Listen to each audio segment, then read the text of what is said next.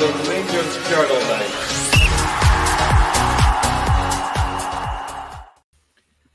Well, good evening, everybody. Welcome back to Rangers Journal podcast. I'm your host, Scotty, and tonight I thought we would look at something a wee bit different. We've been looking a lot at transfers, and I think we've looked at the squad until we're blue in the face. I think we've looked at every aspect of the squad, every position, every tactic, every nook and cranny of the squad, and every position that we could possibly look at. So I thought we would maybe have a wee look at the club's strategy tonight, and see kind of where we are and where we're going with it. And to do that, I've got some familiar faces. Ross, how you doing? I'm good, Scott. I'm good. I think, thankfully, this international break has been reasonably quick. I don't think I've watched 5 minutes of international football. It's always bad, isn't it, at the start of the season, because you're just getting into a rhythm. You just want to see your team start to progress, but maybe actually this break had come at a good time for us to sort of take a deep breath, regroup, and hopefully crack on. But I'm good, mate. I'm good. Glad to be on with you. Good stuff, mate. And John, how are you doing, pal? Very good, thanks. Very good. Glad to be on again. Looking forward to talking about something different. I think me and Doug have talked about this squad till we're blue in the face of recent. And the start man himself, Doug, how you doing, pal? Yeah, not too bad. Thanks. Yourself, Scotty? You can't complain, mate. Need the lessons. You know how it rolls. So kind of overall, since the 49ers take over, Russell Martin's come in. We had about 13-14 in, 13-14 out, roughly. New management structure. Kevin Thelwell, Dan Purdy in, Nils Coppin out. Patrick Stewart has remained. I want to take a wee look at the kind of the wider football culture as well, like the kind of similar models at Ajax and Sporting, CP, RB Leipzig, different clubs like that. Mm-hmm. Ross, I want to come to you first. What's your thoughts on things overall? Are you happy that there's finally that structure in place with Kevin Thelwell, Patrick Stewart, Dan Purdy, that kind of cornerstone at the club? Because obviously previous managers were saying that they had to do kind of these guys' jobs. Yeah, absolutely, mate. It's I think when the sort of change in the past 10 years has been quite seismic in terms of our obviously our kind of trophy cabinet, but amongst other things, a move to try and be a more progressive club. And I mean progressive in the sense of looking to the future. So that's both bringing players in with a view to selling them on, but also trying to change the culture of the club. And I think that will have been a huge element of what got Russell Martin in through the door. You know, you've seen it, and I think probably one of the best archetypal kind of culture changes and success that's come with it was Gareth Southgate as England manager. So when he came in, there was very much a fractured relationship between the players once they came in the door, but also the way that the population kind of perceived the players and the sort of what they do at an international level. And it was always the great underachievers. So by changing that culture, by looking at putting key things in place, and whether that's kind of the communities element, which obviously was dialed up massively, the women's game, which we might come on to in a bit, but also that kind of grassroots youth development. And I think those kind of three, just taking three of many, have really set the sort of perception of England as a football team, as an international team, and change the dynamic of and that perception. So there's no doubt that to be a successful football club, it's not just about fielding 11 players. It's about having the culture, the kind of community aspect, and also the progressional routes within the club that we've been missing for years to come. So I'm hopeful that these guys coming in will try and embed some of those learnings. I think if you look, Everton, I think, seem to do a reasonably good job. They tend to have quite a lot of youth coming through. So I'd hope that that's definitely present. And some of the other ones you mentioned there, you know, Ajax, Sporting Lisbon have always been at the sort of the top, setting the bar for this type of kind of culture change, if you will. So yeah, I'm excited to see it. Not seeing the fruits of it yet, Scotty, but you know, it'll probably take a few years yet to embed. And John, I just want to come to you. It's obviously it's quite early to make a call on what kind of job that Kevin Thelwell and Dan Purdy have maybe done, but Patrick Stewart's been here a good while now. What's your kind of thoughts on the job Patrick Stewart's done? And I suppose I'll include Thelwell and Purdy in that as well, given the transfer window we've just had. Yeah, I think Patrick Stewart's going to split opinions. I think because he was here last season and he oversaw the kind of passing of Philip Clement. So he was there, he was backing him 1 week, he was sacking him the next. I don't think that got him off on a great start. He took the review of the entire football structure on, he got somebody to have a look at that, and that was a positive thing. He couldn't do that all on his own, he had to get experts in for that. And I think we are seeing a good thing coming out of that in terms of the structure. A proper sporting director, a head of recruitment, and a technical director like that. I think those things don't show up overnight, and I think that's the problem we've got just now. Some of these comments in his interview when he was talking about quickly coming in, quickly transfer targets, they didn't have the time to set that scouting network up. As much as we have something in place, it's not been wholly successful for us the last few years. So that structure that's there and what that output is from needs progressed. So I think in that side of what they're doing, what Patrick Stewart has the overall responsibility for, it's probably going to take a bit of time to show fruits of its labour and become successful for us. No, I think that's all fair. And I think it's important that we give these guys time. That now that we've finally got the structure in place, it's important that we give them time to see what they can do. Doug, I want to come to you. Could you bring up the slide on the wider football culture, if that's okay, on Ajax, Sporting and RB Leipzig, and just kind of talk us through what you've done? Yeah, so I mean, I've put this slide together to sort of illustrate one part of the point. It was something that I was inspired by what Alan McCoy said in the recent game.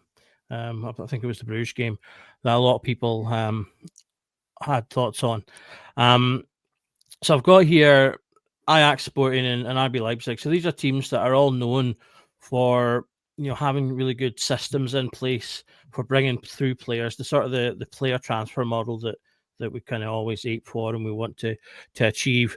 And in addition to that, they've also got infrastructures and models of management in place that I think are worth looking into if you're wanting to look at inspiration for creating these types of things or embedding cultures. So like Ross said, a lot of these things come down to being a culture.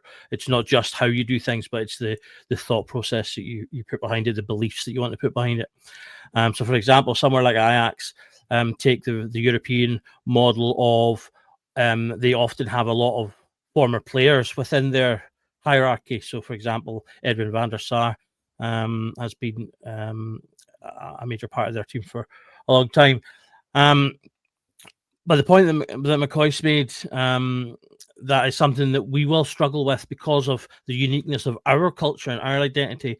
It's what kind of highlight here. So if you're sort of looking at Ajax, is the easiest one, I think, to see this. So you've got two nice clean blocks there where they were won the league. So these are their league finishes for the teams over the years. So you can see there Ajax from 2010 to 2014, 4 years in a row they won the title. They then went 4 years where they were second, and they then went for another 4 years where they won the title in 2018, 2021. Sporting are a little bit more up and down, but you can still see that there's kind of little periods there, particularly 2016, 2019, where they kind of have a bit of consistency. They're higher up in the league, then they dip a bit, they come back up, they win one, and they've won two in the last 2 years. And then Leipzig, who are obviously, in terms of these types of things, the Leipzig are new clubs, 2007, 8, 8, 9. There are no results for Leipzig. And unlike the other two, they're not coloured by their results, but rather coloured by their climb up their league system.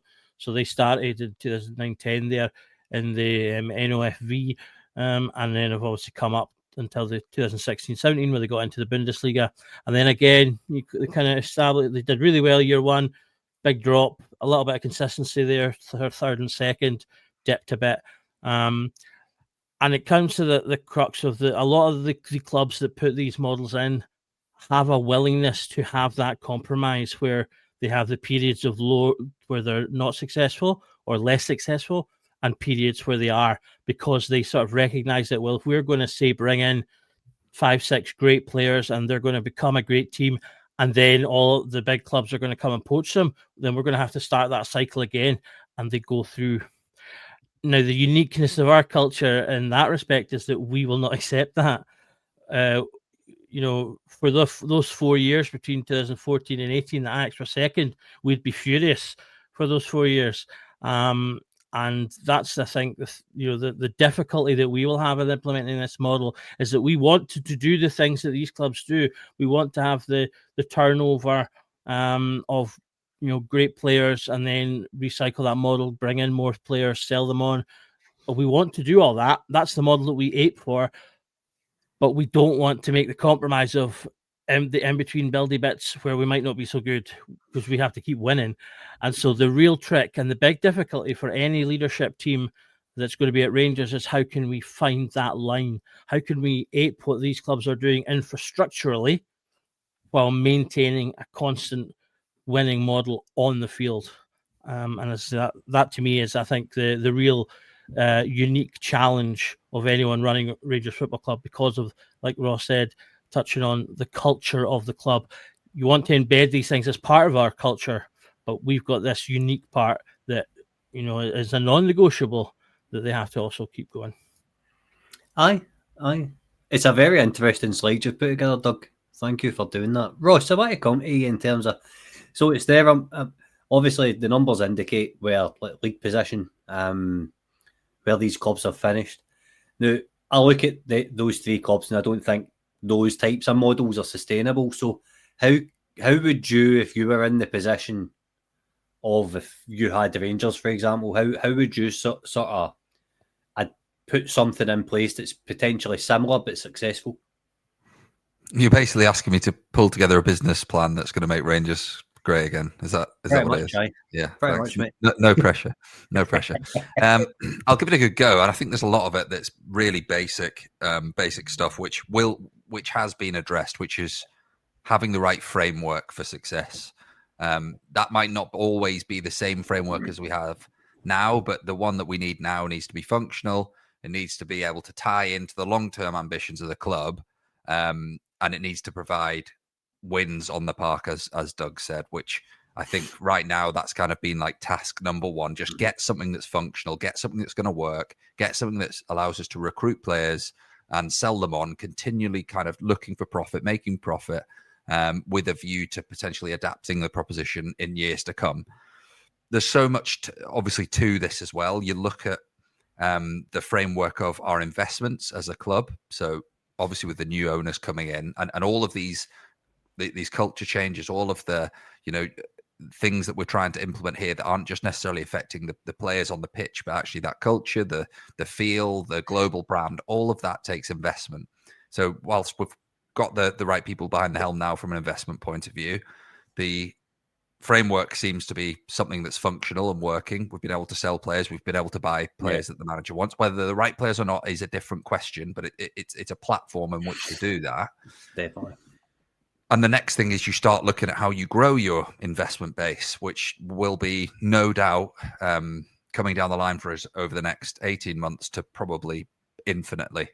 These changes will be happening. How do we maximize income to therefore invest in our academy, invest in our youth proposition, invest in our women's team, invest in getting people knowing who Rangers are on a global scale where the money is, and therefore all of these marginal gains of changes elsewhere in the global the sort of club framework will all hopefully come together to contribute to a long-term success. And I think that's what this is about, right? It's about a long-term success. And I think it's very easy to start going, why the hell have we bought Chamiti, or why is he playing Kieran Dowell? And that's very much the here and now. And it's painful nonetheless. And it is very painful.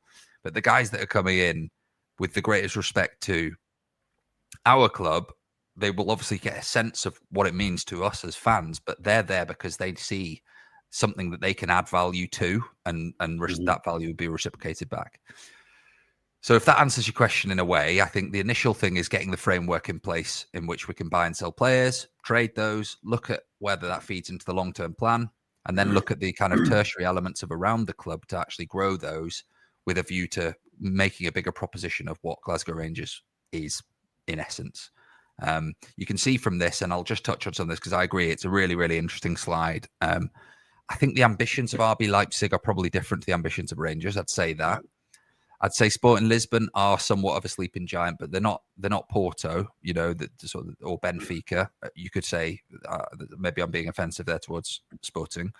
Ajax, though, I think are probably the one that's the closest to the ambitions of you know, with that huge fan base, notoriety for success, delivering quality on the pitch over an extended period of time, which albeit we're not doing at the minute, but you know, historically it's been part of our DNA and having a winning mentality. So I'd say Ajax there look to be the more similar one. I guess the problem that they've encountered with it is one that maybe we would get to if we have the prolonged success is there is a glass ceiling there of what next. How many times do you win the Eredivisie before you're and get into the Champions League before, you know, eventually you've kind of hit your glass ceiling, right? That's more to do with the league and the restructure. And I hope that the guys we've got in look at our league and look at how that can be developed and change the proposition to make it evolve and grow and you know, therefore benefit the fan base and our success in Europe afterwards. But yeah, it's really, really interesting chart here. And yeah, as you can probably tell, I could talk about this all night because there's a lot of similarities in business, in a lot of businesses that people work in. And I think that's what's being embedded here, formal structure with a long-term ambition and strategic goals to get to that. That's an interesting answer. John, see, in terms of just for a wee follow-on question from what I asked Ross there, do you think that we should have people in the building who are quote-unquote Rangers men, people that can help keep the traditions at the club? I mean, you look at the manager and he's not wearing a suit on match day and it's annoying certain fans. Particularly, it doesn't really bother me if I'm being honest, but as a tradition within the club that isn't being adhered to.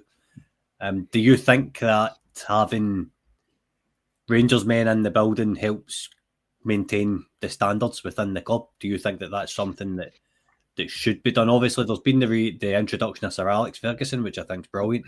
John Gregg will obviously still be around. I think there needs to be more of this personally. What about yourself and the kind of strategic vision going forward?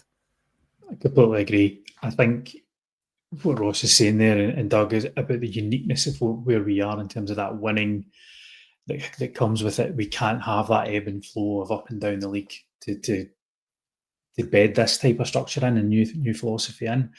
Having Rangers men there just lets them know this is what this is all about. This is the demands. This is the expectations.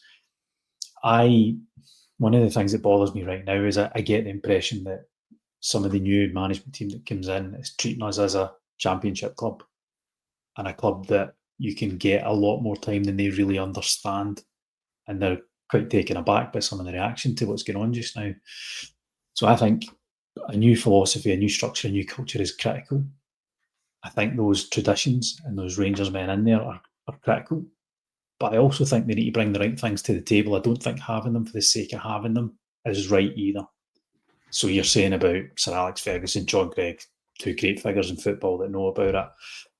But just having a Rangers guy there who doesn't say, look, here is how the culture goes. Here is what you can bring to that and how we move that forward. It's got to be right for me. And Doug, do you think having Rangers men on the park is such a big deal these days in terms of Conor Barron, great performance in the Old Firm derby, Lyle Cameron, excellent so far this season in my opinion. I think he's been probably one of the standout signings. What's your thoughts on signing more players from within the league? I mean, you sort of asked two questions there. So in terms of that one, should we sign more players from within the league? Yes. I think we've gone for a few years now where we've sort of ignored the domestic market to a large extent. Where, you know, I made this point the other night on the members pod that, you know, as much as we don't like to say it necessarily, there are other good teams in the league in terms of the context of Scotland, and within that are good players. I believe that if you take a good player and put him in a better team with better players around him, he then also elevates and will get that bit better as well. And I think we've seen that across the years. If you look at, I know he's not probably a popular example, but he is one that comes to mind. Stephen Naismith, who played really well when he was with. I'll say Neil McCann. That's a more popular example. Neil McCann played really well in the teams that he played for prior, but I think he elevated when he came to Rangers and became a much better player than maybe I think a lot of people might have necessarily expected him to be. Billy Dodds is another example who came in and did a lot better than I think a lot of people might have thought he did. Because we talk about the league being the number one priority. So you want people, and we also talk about signing players from X, Y, and Z countries and then saying, oh, they need to adapt to the league. Well, if you buy players that are already from the league, then half of the job is done. The other half is then acclimatizing to playing for Rangers and the difference that that makes in terms of facing opponents, because there will be a difference in terms of the styles of play you come up against and things like that. But you've got kind of like say half the job done. There'll be a level of understanding, like people say, of players that are here because they know who Rangers are, they know the narrative around the club, so they come in with a level of understanding. So there's loads of pluses there in terms of that respect. So I do think we should be doing that. In terms of the first question you asked is, should we have Rangers fans in the team? I would say to that the same thing I would say to the question before about having Rangers men within the club in general or within any position. I want people who are qualified for the job first and Rangers men second. I'm all for having Rangers people in the club. That's fine, because obviously they're going to take that little extra pride in their job and try and maintain that standard. But then you'd like to think if you hire any good professional who is of the level that we aspire to be across our club on and off the field, they're going to do that anyway. But obviously, as I say, there is an element of telling the stories and things like that other people couldn't bring. So I'm all for that. But the first and foremost thing is that they need to be the best that we can afford to bring into the club at their job. And that goes on to the park as well.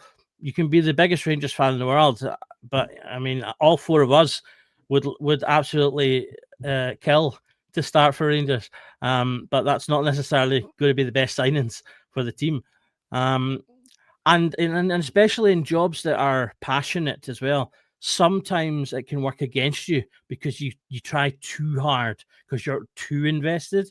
So again, it comes back to, do they have the skills? Do they have the mentality to handle that side of it, and everything else? So I think that's my kind of ultimate answer for the whole thing, is that you get the people who are best for the job first.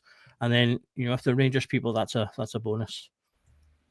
Fair enough. I just thought it tied in nicely with the whole winning mentality and the culture and kind of everything else that we were speaking about there. Ross, I brought up the Russell Martin's backroom stuff just now. Matt Gill, obviously, he's a guy you see in the training videos quite a bit, putting the philosophy in place. Performance coach Rhys Owens, first team coach Mike Williamson. I think he deals with the set pieces as well. Goalkeeping coach Sal Bilbo. The pathway coach Brian Gilmore. And then the youth academy, you've still got James Fowler, and headed up by David McCallum, Stevie Smith, etc., etc. Mm-hmm. Where's the weak spots for you? Should there be a familiar face in there? Should we be looking like for an Issam Sharai, for example? Should there be a club appointed coach somewhere in there?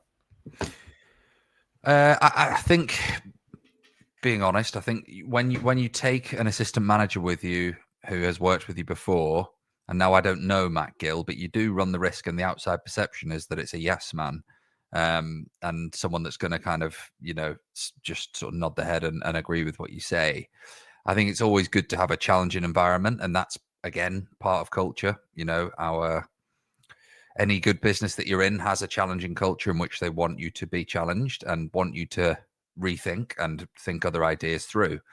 It would have been great to have had someone in there to have said, this isn't working against Motherwell. This isn't working against Dundee.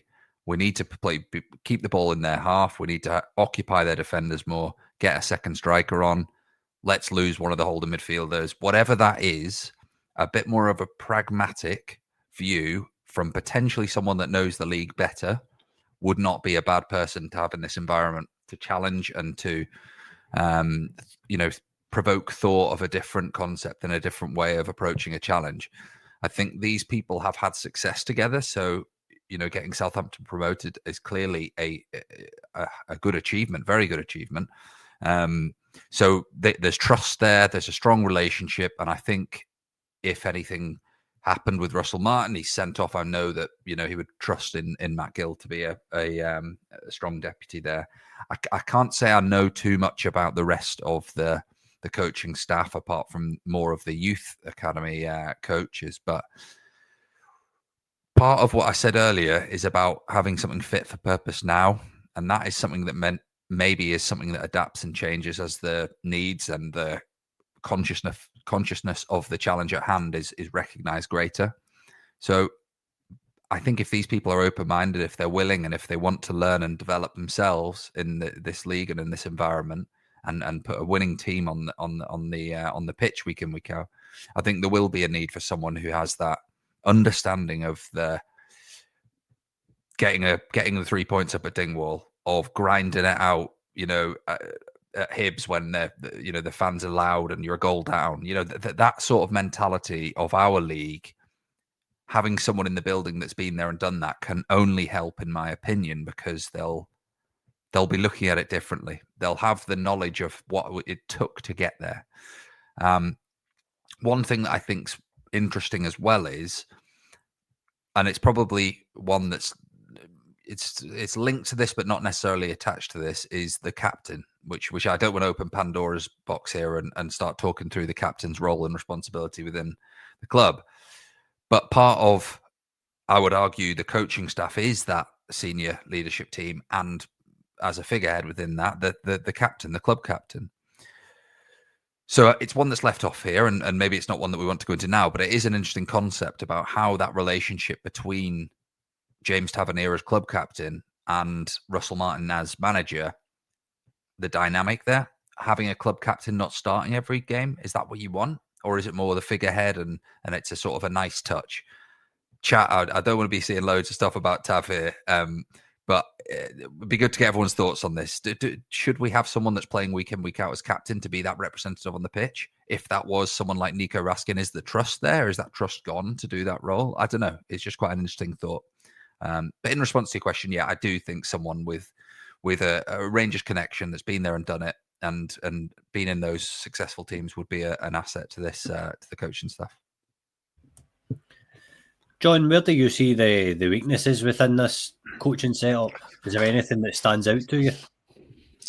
I think there's a lack of successful playing career in the coaches. If guys who are coming from playing the game, having a good career behind them. Two examples they spring to mind for me immediately. Calvin Bassey looked okay, good physical profile, hadn't had a very successful career. In comes Gio, played the same position as him, and was able to unlock something in Bassey that just took him to a different level. And that was a coach coming in who played the position, had a very successful career, and could coach him in that way. Nico Raskin. Barry Ferguson comes in, guy who's played the position very successfully, is able to find that way to unlock something different from a player and take their game to the next level. I'm sure a lot of these guys are really good coaches, but somebody in there who's got a really successful playing careers. We talked about winners on the park. I was never a fan of Connor Cody because people said he was a winner. What was his medal collection? We talk about winners in a way of, because they shout, they scream, they moan, they try to organise. Who's got the medals on the park? Who's been there and done it? And I think sometimes with coaching staff, people like that as well in there who say, here's my career, I've done this. I might not technically be a better coach than some of these other people, but I can drag people along and say, follow me, and I've been there and done it. So I think the coaching staff was really missing somebody like that who's got the career behind them of doing it on the park. Great point. That is a good point. A very good point. Doug, my main concern that sticks out for this is if Russell Martin's to get sacked after we get beat or draw against Hearts at the weekend, who steps up as interim? Is there anybody within the club just now that, without dragging Barry back for a daily record again, they could step in? Firstly, how dare John Connor Cody has won the Torrieno International Algarves Under-17 trophy with England. So, I mean, how dare he? So I couldn't help myself. No, is the answer. I don't. Nobody jumps off the screen in terms of who's there, or indeed roughly around. Well, I suppose I think, if memory serves, did I've forgotten his name already. Stevie Smith? Sorry. Did he not? I think he was assistant to Stephen Davis when he took over. So maybe him, he could take it on. But I think, there's nobody that stands out. And I mean, I think the guys there, I think, have hit some really great points. That, to me, the big thing that misses from this is that all of those guys there, from sort of goalkeeping coach up, to me, they're all the same type of appointment, which is guys that have worked with Russell Martin before. There's a lack of diversity in terms of, I would like to see the guy that John mentioned, the guy that's got the lived-in experience, to use the sort of modern parlance. I'd like to see someone like what Ross said is not going to be the yes man, the challenger.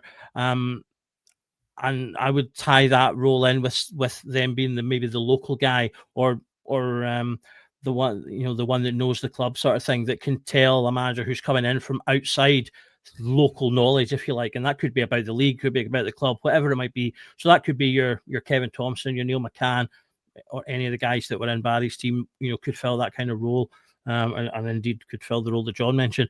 And I think, if you really want to build the best team you can, you want all of these types of experiences within your setup. And I do think that's something that's gotten lost in modern football, because modern football has become management teams. You tend to find people move around with their teams. One of the great things that Sir Alex Ferguson did was change his assistant manager every couple of years to different people, and he would bring in folk like for example Carlos Queiroz, who came in, from outside of British football, brought in new ideas, fresh thinking. He had Walter Smith in for a period of time. He had the Wally with the Brawley, whose name escapes me, Steve McLaren, in for a wee while. He constantly changed his assistant manager to keep things fresh, to keep the voices fresh, but it brought in new ideas and meant, he's not just got the same guy. He had Archie Knox for a period as well, I believe, if memory serves. Loads of different people. Now, there's an element of that comes with the longevity, which is also lost to modern football.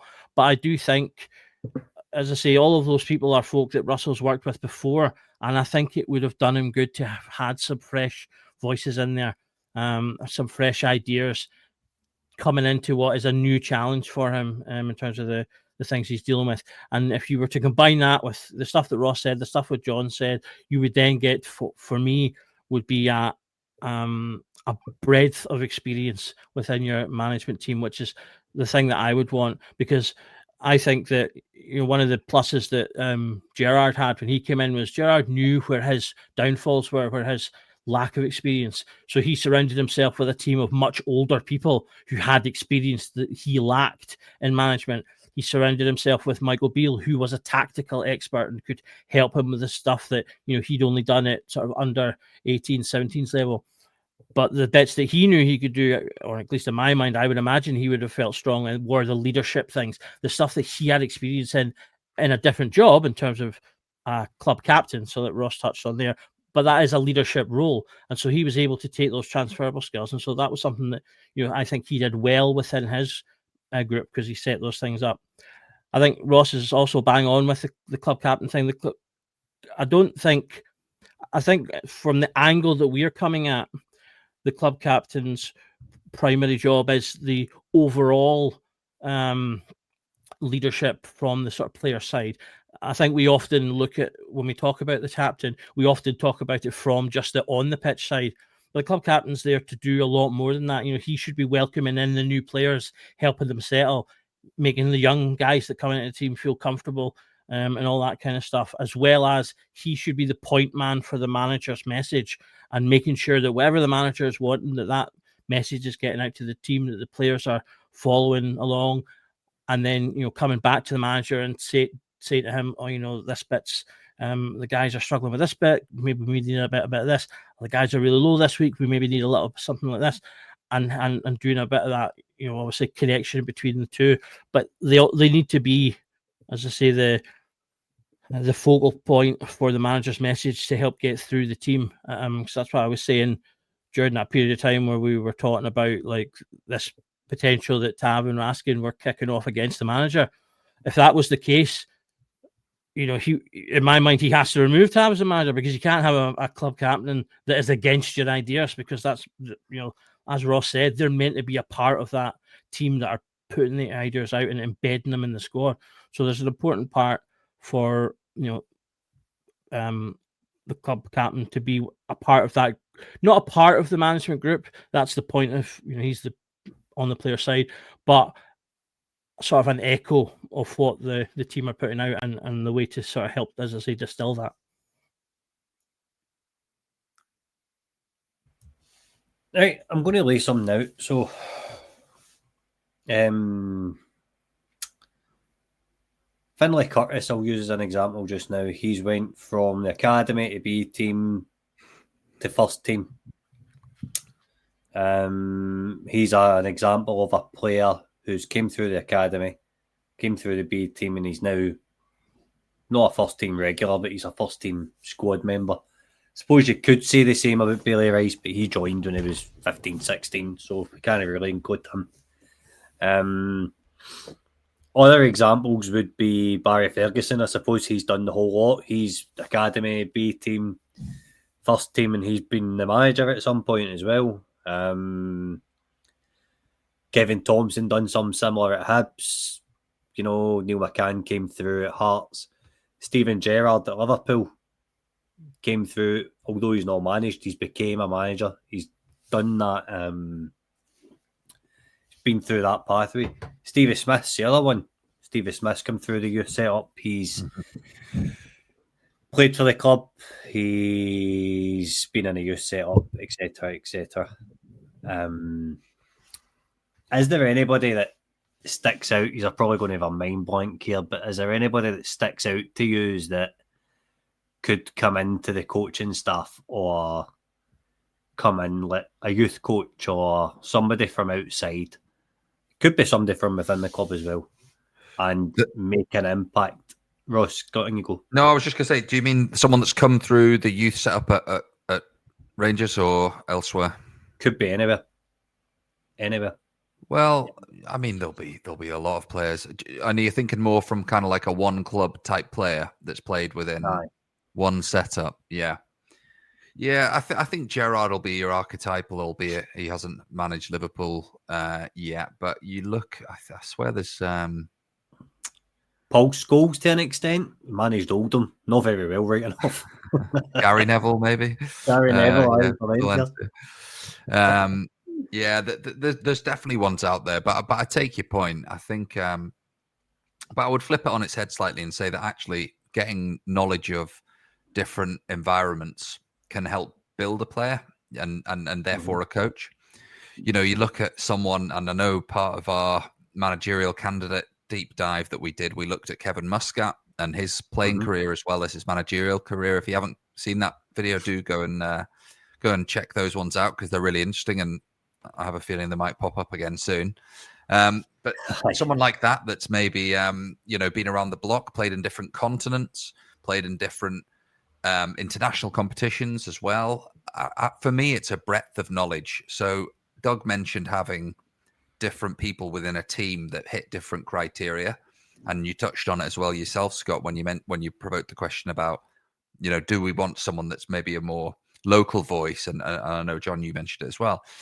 I think it's about building a team of different people that have different experiences from different environments that come together to share different challenging views, and with a view to pushing each other to think differently. That's what it has to be. And that goes back to my worry about, has Russell Martin brought in yes men? Has he brought in people that he's been on the journey with, but they've all been on the same journey? You could argue as well that, Barry Ferguson came in, albeit his tenure was very much, again, for a moment in time, a specific task at hand, which was to limp to the end of the season and claw back some respect, which to be fair, I think he probably did. But if he was setting up his managerial team now, I would hope that he'd have the sort of foresight to think about bringing different people into that environment, not just a group of Rangers lads who have been there and done it, and albeit very successful in their own playing careers, but people who have different aspects, different viewpoints. I think the touch point of Alex Ferguson there is fantastic. I knew that all those assistant managers had been there, but I didn't actually think, it didn't sort of consciously pop into my head. But that's a great example of getting people into a different environment to provoke positive change, and a challenging environment. And yeah, going back to your point, and it is an interesting one. Do you want someone that's been, a Barry Ferguson as an example, who's kind of just taken that natural ladder? Maybe some players it'll work. But then you look at some of the other great managers that have been out there. Jose Mourinho, who had an average career. Klopp, who was an okay player. There are exceptions, and there will always be exceptions. But it's a really interesting one to consider, definitely. I think for me, the big one that stands out is Kevin Thompson, because I'm saying it purely on a bias front, though. He's a friend of the pod, and we've all spoken to him on a fairly regular basis and got to know the guy really well, and we know how fondly he speaks of the clubs and how he knows how the club works and how the youth players should be taught and how things should be done at the club to get that winning mentality. And, I think it's an interesting it's an interesting mix, and it's an interesting set of ingredients you need to be successful at Rangers. Mm-hmm. I've heard it on the Rangers Review the last couple of mornings on the morning briefing, and Joshua Barry's saying that it's really hard to make Rangers a developmental environment when it's such an intense one. And it's probably a way I never thought about the player trading model before. How can you get a successful trading model when you need to create a winning culture? Mm-hmm. Mm-hmm. It's a really, really interesting concept, but we managed it with Jeff Dane, Agaman, I suppose. Well, I mean, I'll flip it back to you, Scott, and you can answer this one. Do you think would the Rangers fans be happier having youth coming through and being sold for a fortune, or and potentially not necessarily winning the league week in, week out? Or do you think that the club has been scrambling to try and build a winning team? Because to me, it's the latter of the two. Aye, it's definitely the latter of the two. 100%. I don't think it's... Yeah, I don't think they've been necessarily thinking about that long-term development. And maybe this is what it is, and this is what happens. I'll go back to what's happened with England. A lot of investment went into grassroots football in the UK 15 years ago, and shock horror, look at the amount of quality that's coming through in the England team. And you're still seeing it with some of the Arsenal lads that are coming through, your Phil Fodens of the world. Those guys are a benefit of that. So I don't think it's a short-term fix, but something has to stop at some point to knock the cycle, doesn't it? Aye, definitely, mate. Definitely.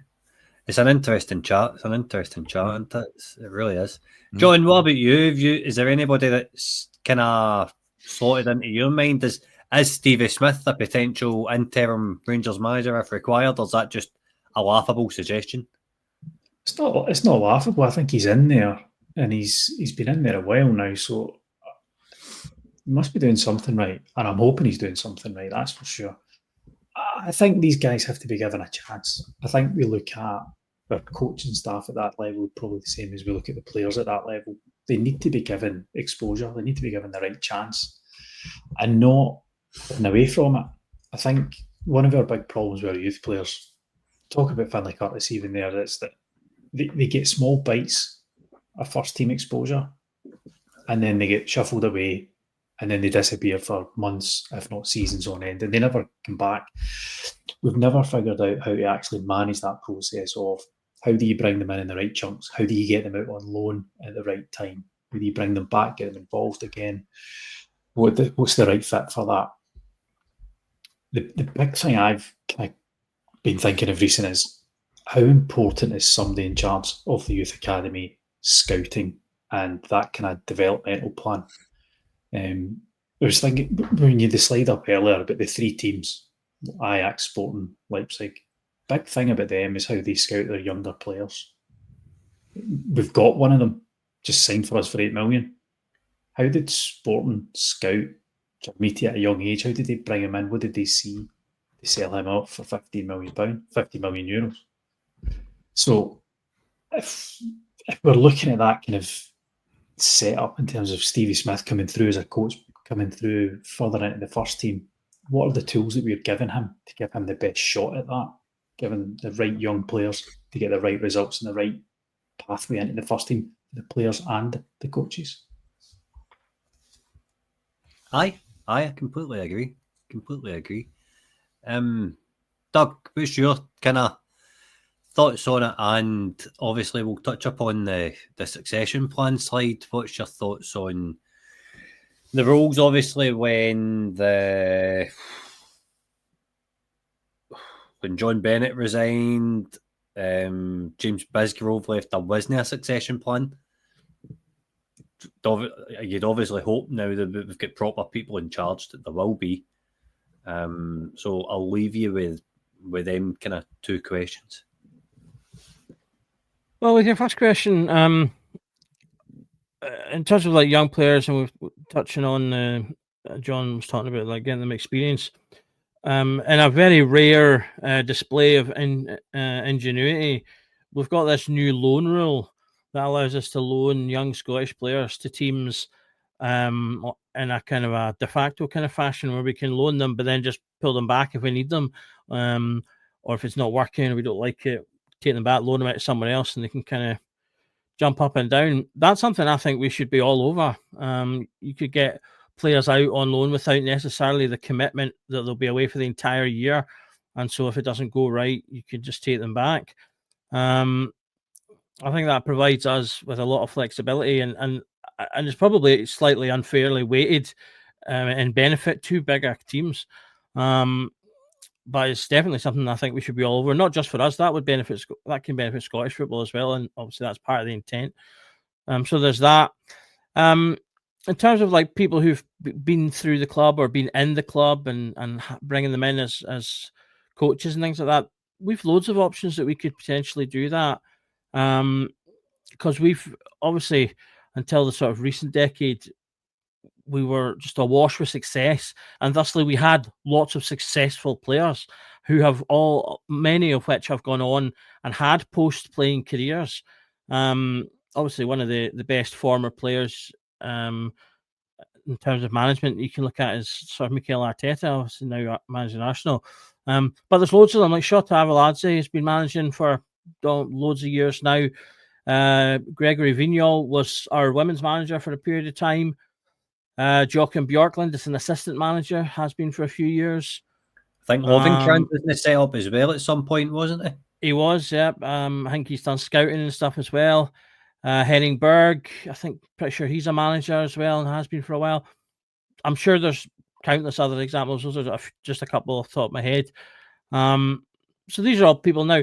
Obviously, the quality of their management will be something to come under discussion or coaching. But I'm sure most of them probably could do a job, certainly as a coach anyway. I do think when you have these types of sort of industries, there's an element of similarity to that's kind of across the board because you have an internationally set qualification systems like your UEFA badges.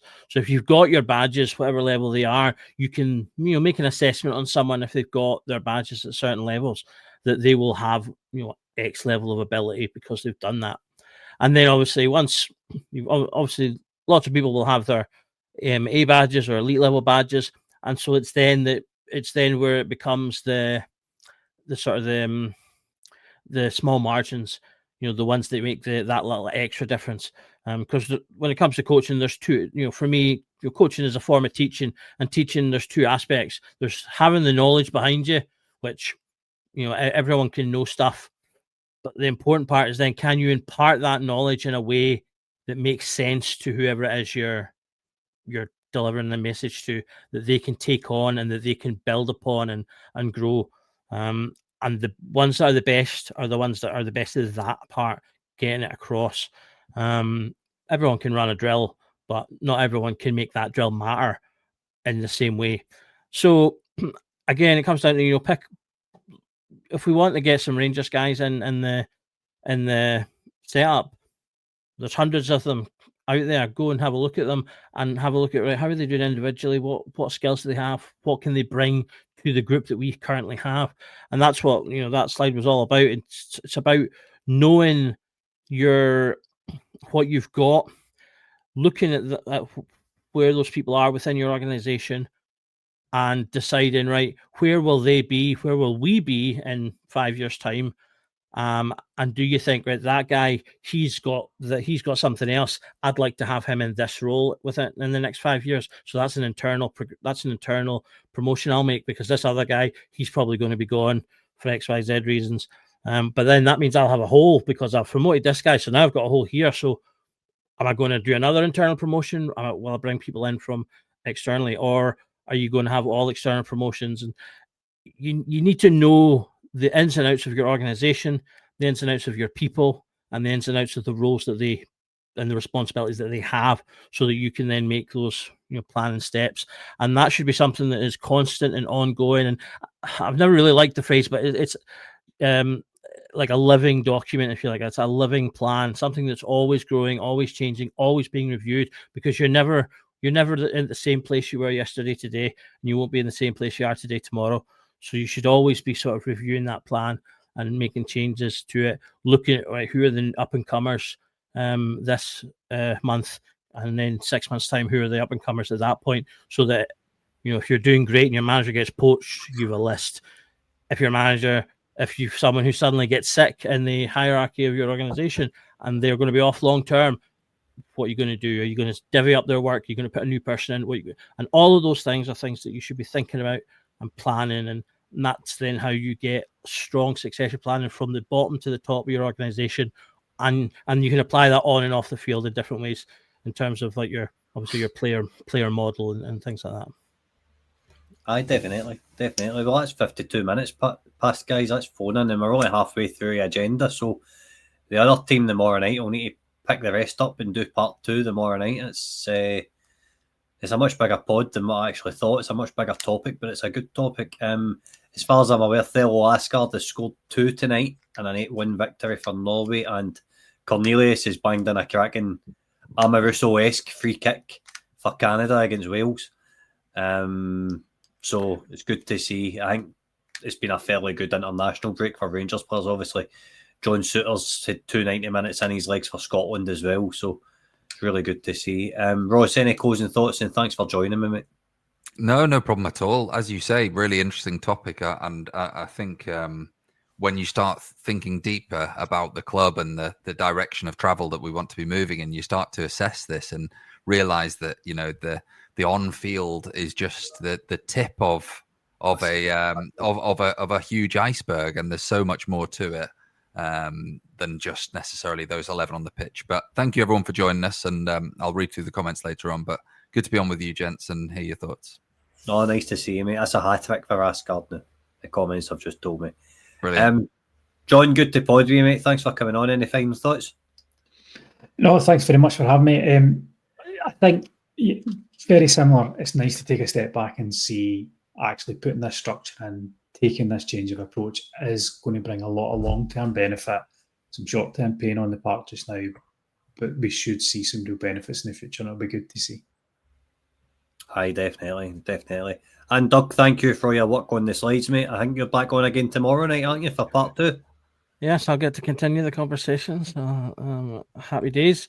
My final thought, I think, is the worst thing about this from a fan's point of view is the stuff we're talking about tonight and that will continue on tomorrow. These things are long-term plans, and these things are things that will take time to put in. It's kind of similar to politics in a way. One of the reasons politicians are no good anymore is because they don't plan long-term. They only plan till their next election. And one of the upsides to having a new group in that are hopefully sitting and thinking they're going to be here for the long term because to make money on their investment is that they'll make those long-term plans to maximize whatever their goals are. I'm sure profit is one of them, but hopefully they've got a couple of others as well, including titles and whatnot. Because long-term plans tend to be well thought out. Long-term plans are almost always more successful than gut reactions, and that's I think what we were getting a bit too much of under the previous regime. They were a bit reactive rather than proactive. Yeah, definitely. Right, well, lads, thank you for joining me again. Remember, if you're over on another network or social or whatever watching us, please head on over to our YouTube, hit the subscribe button. We'll be back tomorrow night at 9 o'clock for part 2 of the strategy look, the kind of strategy behind the scenes. We'll look at a wee bit of youth tomorrow night and some other stuff. We're giving the club a good MOT, I think it's fair to say, over these 2 pods. And we'll see you again tomorrow night. Remember, every night's a Rangers Journal night. Good night.